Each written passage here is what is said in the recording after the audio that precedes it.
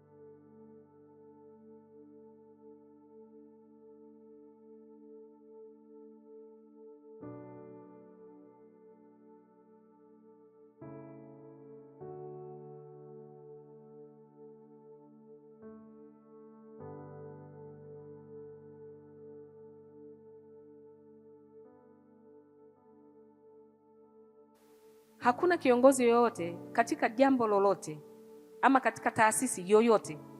Nikisema taasisi, ndoa ni taasisi, kazi tofauti tofauti ni taasisi, kanisa ni taasisi, msikiti ni taasisi, chochote kile ni taasisi. Taasisi ni muunganiko wa watu wawili au zaidi ambao wamekutanika kwa nia moja. Sasa sisi tuko hapa ambao tumeungana kwa lengo moja tu na nia yetu ni moja.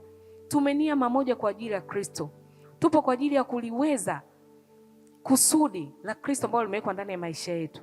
Tupo kuliishi kusudi. Hatuishi nje ya kusudi.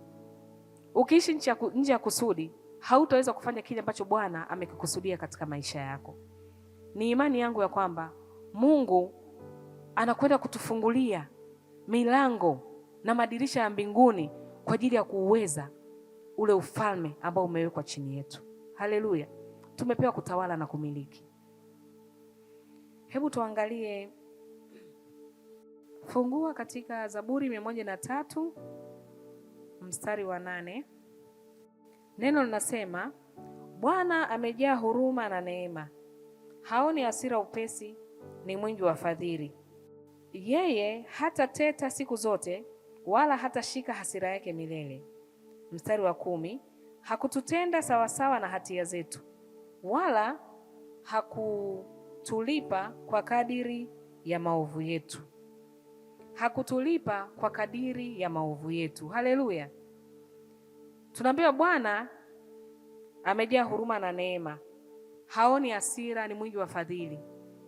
Lakini mwisho anatuambia kwamba hakutulipa kwa kadiri ya maovu yetu.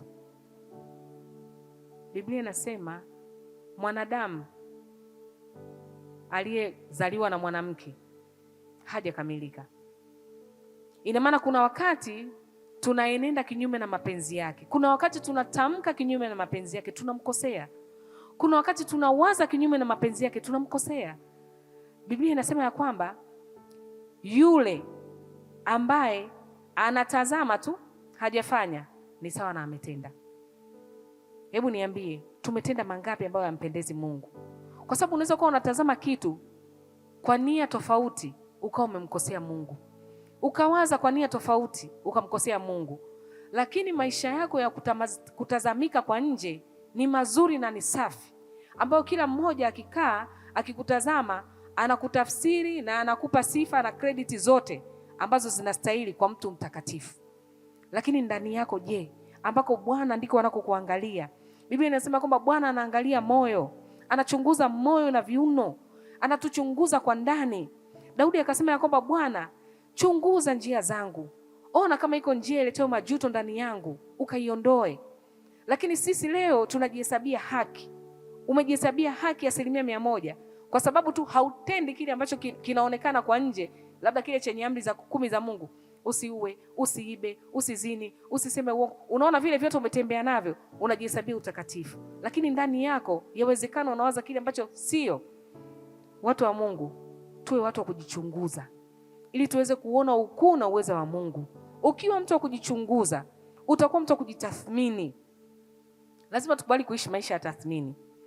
Lazima ukubali kuishi maisha ya kujichunguza, kutafuta, kuona wapi sijaenenda sawa. Hebu nirudi kwenye mstari, nigeuke. Tuwe watu wa kugeuka, tuwe watu wa kutubia kile ambacho tunakiona kwamba hatujaenda nacho sawa, ili tu tuweze kuona udhihirisho wa ukuu na uweza wa Mungu. Lakini katika Mathayo 11:29, Mathayo sura ya 11 mstari wa 29, neno linasema 28, anasema njoni kwangu ninyi nyote msumbukao na wenye kulemewa na mizigo, nami nitawapumzisha. Jitieni nira yangu mjifunze kwangu, kwa kuwa mimi ni mpole na mnyenyekevu wa moyo, nanyi mtapata raha nafsini mwenu, kwa maana nira yangu ni laini na mzigo wangu ni mwepesi. Haleluya! Tunaambiwa twende kwake. Sasa watu wa Mungu tunaishia tukulisema hili neno kwa wale wasiomwamini Mungu, wasiomjua Mungu. Kama njoo kwake. Jamani, wewe mwenye dhambi njoo. Bwana Yesu anasema njoo unayesumbuka na mizigo.